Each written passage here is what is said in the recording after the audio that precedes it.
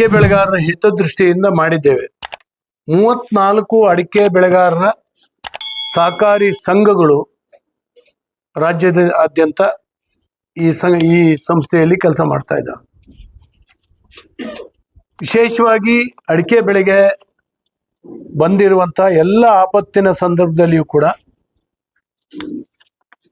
ಒಬ್ಬೊಬ್ಬ ಬೆಳೆಗಾರನು ಇದ್ರ ವಿರುದ್ಧ ಹೋರಾಟ ಮಾಡ್ಲಿಕ್ಕೆ ಸಾಧ್ಯ ಇಲ್ಲ, ರಕ್ಷಣೆ ಪಡೆಯಲಿಕ್ಕೆ ಸಾಧ್ಯ ಇಲ್ಲ.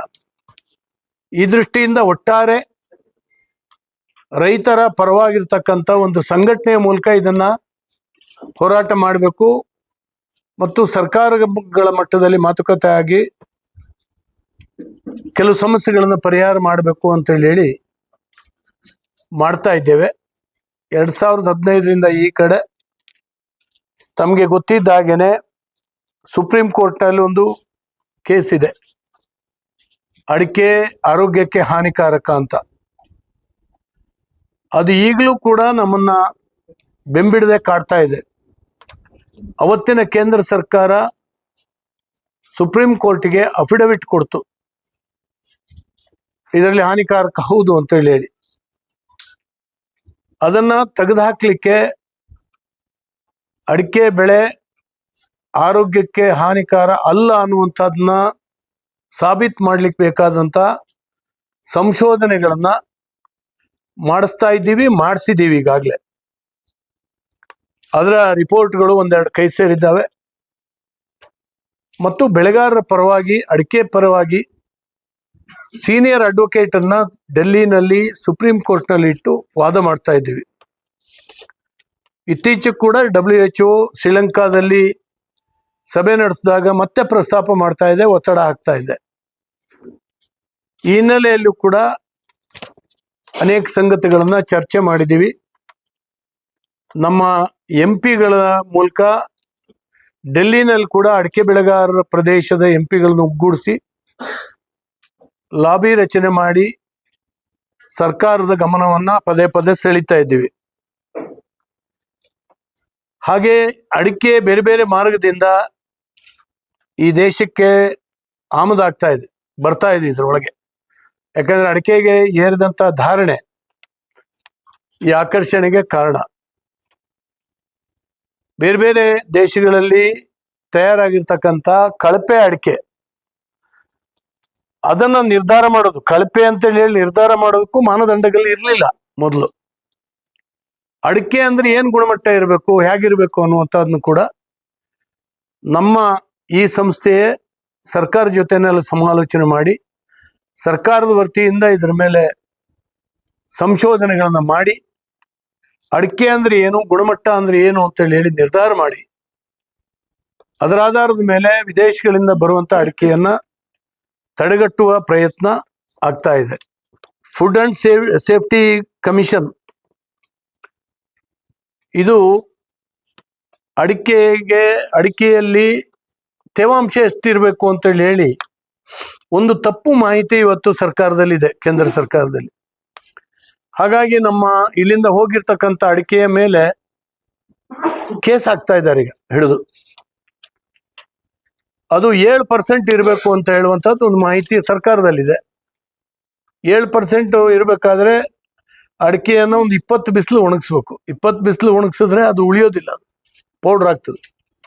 ಹಾಗಾಗಿ ಅಡಿಕೆ 11.25% ಮಾಯಿಶ್ಚರ್ ಇರಬೇಕು, ಮಿನಿಮಮ್ ಇರಬೇಕು ಅಂತೇಳಿ ಯೋಚನೆ ಮಾಡಿ ಇದ್ರ ಬಗ್ಗೆ ವಿಶೇಷವಾಗಿ ಒಂದು ಸಂಶೋಧನಾ ವರದಿ ಬೇಕು ಅಂತೇಳಿ ಕೇಂದ್ರ ಸರ್ಕಾರ ಕೇಳಿದೆ. ಕೇಂದ್ರೀಯ ಅಡಿಕೆ ಸಂಶೋಧನಾ ಕೇಂದ್ರದಿಂದ 15 ಲಕ್ಷ ರೂಪಾಯಿಗಳನ್ನ ಈಗಾಗಲೇ ಈ ಸಂಸ್ಥೆಯಿಂದ ಕೊಟ್ಟು ಒಡಂಬಡಿಕೆಯನ್ನ ಮಾಡಿ ಆ ಸಂಶೋಧನೆ ಆಗ್ತಾ ಇದೆ. ಅಡಿಕೆಯನ್ನ ಫಾರೆಸ್ಟ್ ಪ್ರೊಡ್ಯೂಸ್ ಲಿಸ್ಟಿಗೆ ಹಾಕಿದ್ರು. ಅರಣ್ಯ ಉತ್ಪನ್ನಗಳ ಪಟ್ಟಿಯಲ್ಲಿ ಅಡಿಕೆಯನ್ನು ಸೇರಿಸ್ಬಿಟ್ಟಿದ್ರು. ಅದು ನಮಗೆ ಗೊತ್ತಾಗಿ ಡೆಲ್ಲಿಗೆ ನಿಯೋಗ ಹೋಗಿ ಅದನ್ನ ಹಾಕಿಸಿ ಆದೇಶವನ್ನ ಮಾಡಿಸಿದ್ದೇವೆ.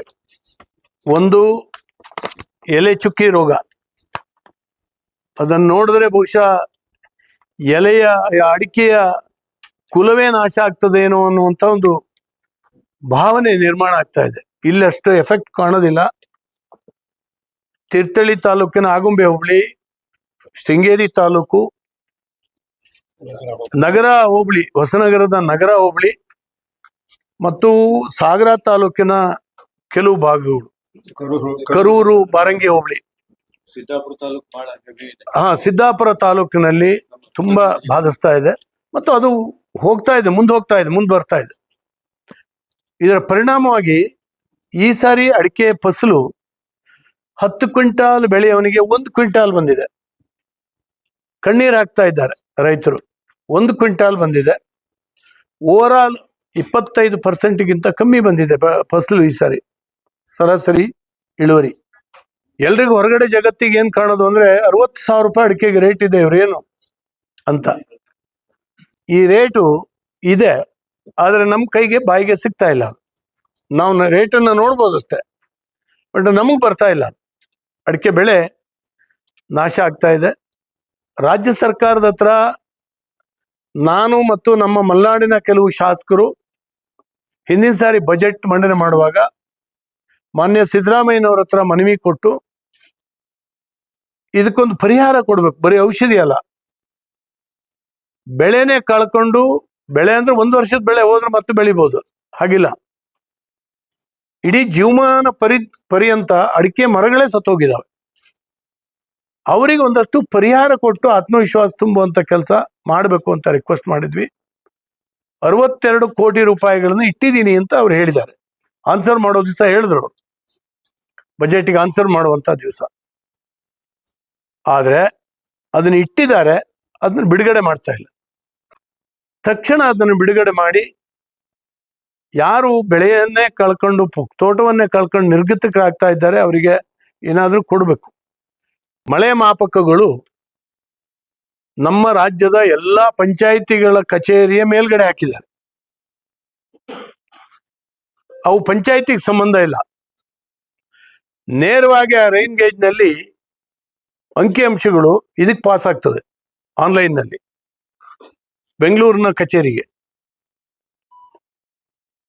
ನಾನು 2 ವರ್ಷದಿಂದ ಹೋರಾಟ ಮಾಡ್ತಾ ಇದ್ದೀನಿ. KDP ಸಭೆಗೆ ಇದೆಲ್ಲ ಬಂದಂತ ಮೀಡಿಯಾದವ್ರಿಗೆ ಗೊತ್ತಿದೆ. ಇದು 2 ವರ್ಷದಿಂದ ಹೋರಾಟ ಮಾಡ್ತಾ ಇದ್ದೀನಿ. ಇದು ಹಾಳಾಗಿದ್ದಾವೆ, ದುರಸ್ತಿ ಮಾಡಿಸಿ ಅಂತ. ರೈನ್ ಗೇಜ್ಗಳು ಹಾಳಾಗಿದ್ದಾವೆ.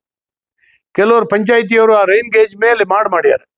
ಯಾಕೆ ಅವರ ಟೆರಸ್ ಸೋರ್ತಾ ಇದೆ ಅನ್ನೋ ಕಾರಣಕ್ಕಾಗಿ ಶೀಟ್ ಮಾಡ್ಬಿಟ್ಟಿದ್ದಾರೆ. ಆ ಶೀಟ್ ಮಾಡಿನ ಕೆಳಗಾಗಿದೆ, ಮಳೆನೇ ಮುಟ್ಟೋದಿಲ್ಲ ಅದಕ್ಕೆ.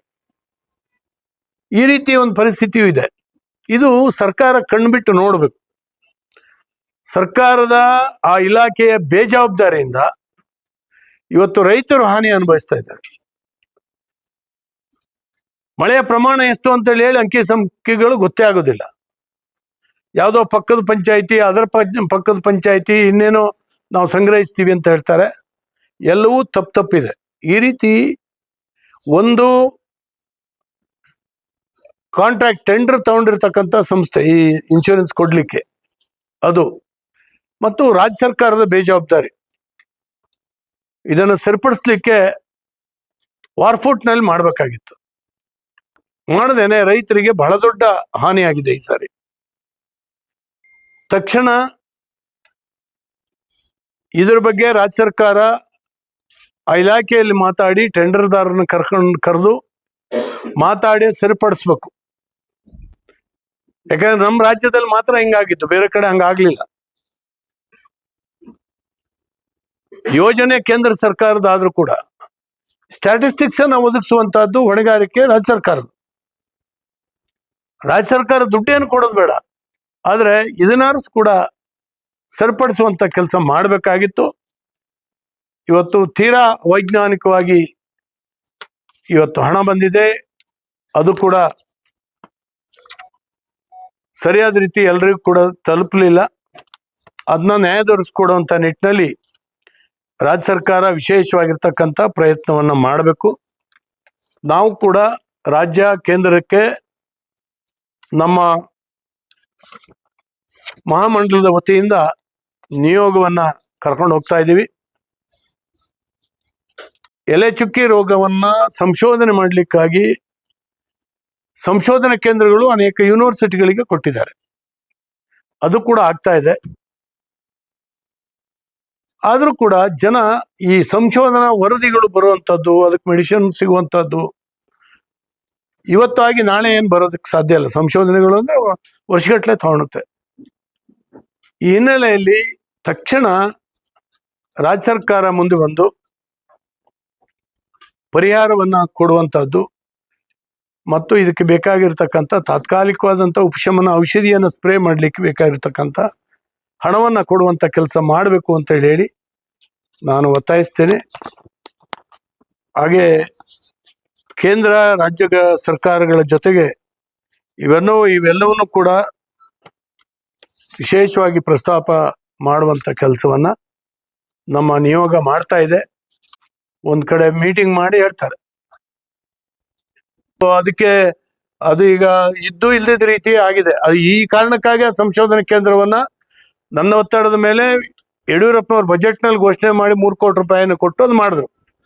ಆದರೆ ಅದನ್ನು ಈಗ ಏನು ಮಾಡಿದ್ದಾರೆ, ಯೂನಿವರ್ಸಿಟಿಗೆ ವಹಿಸಿದ್ದಾರೆ. ಯೂನಿವರ್ಸಿಟಿನಲ್ಲಿ ಗ್ರಾಂಟ್ ಇಲ್ಲ. ಹೀಗಾಗಿ ಸೈಂಟಿಸ್ಟ್ಗಳ ನೇಮಕಗಳು ಸರಿಯಾಗಿ ಆಗ್ತಾ ಇಲ್ಲ. ಇಲ್ಲೊಂದು ಮತ್ತು ಶೃಂಗೇರಿಲೊಂದು ಆಗಿದೆ. ಅಲ್ಲೂ ಕೂಡ ಅಷ್ಟೇ, ಅಲ್ಲಿ ಯೆಲ್ಲೋ ಲೀಫ್ ಡಿಸೀಸ್ಗೋಸ್ಕರ ಆಗಿದ್ದು, ಇಲ್ಲಿ ಬೇರೆ ಬೇರೆ ರೋಗಗಳಿಗೋಸ್ಕರ ಆಗಿದ್ದು. ಈಗ ಕೇಂದ್ರ ಸರ್ಕಾರದಿಂದ ಸುಮಾರು 10 ಕೋಟಿ ರೂಪಾಯಿಗಳ ಅನುದಾನ ಈಗಾಗಲೇ ಮಂಜೂರಾಗಿ ಅದಕ್ಕೆ ಬಂದಿದೆ. ಯೂನಿವರ್ಸಿಟಿಗಳಿಗೂ ಕೂಡ ಬಂದಿದೆ. ಅದು ಸಂಶೋಧನೆಗಳು ಆಗ್ತಾ ಇದೆ. ಕೇವಲ ಅಡಿಕೆ ತಿಂದವ್ರ ಮೇಲೆ ಏನು ಪರಿಣಾಮ ಆಗಿದೆ ಅಂತ ಹೇಳಿ ಕಂಡುಹಿಡಲಿಕ್ಕೆ ಮಂಗಳೂರಿನ KMC ಹಾಸ್ಪಿಟಲ್ ನೇಮಕ ಮಾಡಿದೆ ಕೇಂದ್ರ ಸರ್ಕಾರ. ನಮ್ಮ ಜಿಲ್ಲೆ ಮಂಗಳೂರು, ಉತ್ತರ ಕನ್ನಡ ಜಿಲ್ಲೆಯನ್ನ ಚಿಕ್ಕಮಗಳೂರು, ಇಷ್ಟು ಜಿಲ್ಲೆಗಳನ್ನ KMC ಹಾಸ್ಪಿಟಲ್ ನೋಡ್ತಾ ಇದೆ. ಅದರ ಮೇಲೆ ಸಂಶೋಧನೆ ಮಾಡ್ತಾ ಇದೆ.